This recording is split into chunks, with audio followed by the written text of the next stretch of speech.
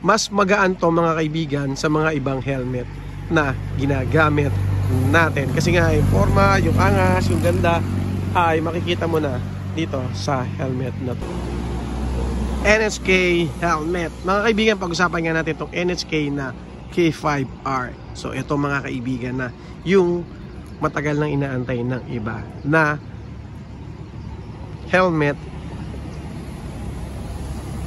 sa halagang 4,800 pesos. Meron ka ng ganitong kasolid na NHK helmet. So pag-usapan nga natin mga kaibigan, ano ba tong si NHK helmet na to? Mga kaibigan, si NHK helmet na K5R ay naka-dual visor, tapos ang kanyang lens ay pwedeng day and pwede rin siya night.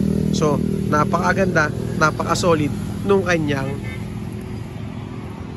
lens. Meron din tong pin lock. So naka-pin lock ready na rin siya. Tama-tama, dual visor. Yung kanyang air vent, meron siya dito sa harapan and meron din siyang air vent sa likod, o yung air ventilation natin na tinatawag.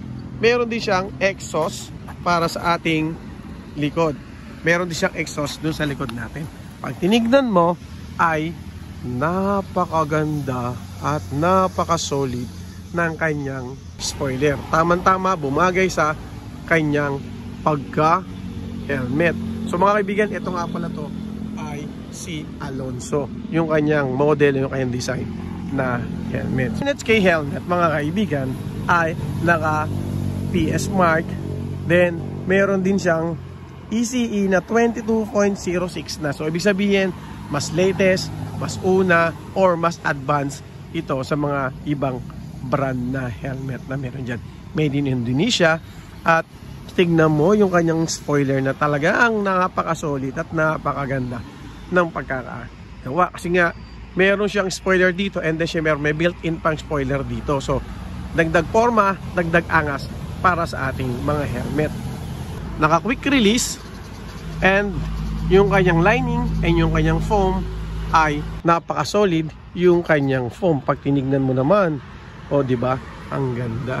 May chin curtain at syempre meron din siyang safety strap. Ayan o, for emergency purposes natin.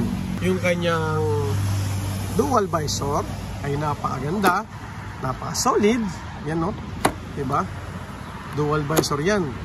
Kaya magandang tingnan, maayos tignan, mapormang tignan. Okay?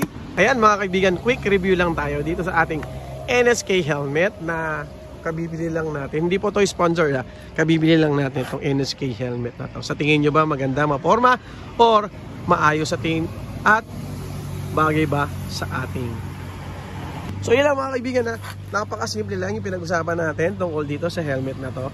Kasi nga gusto ko lang kayong i-update kung gaano kaganda, gaano ka-forma yung helmet na yan. Okay?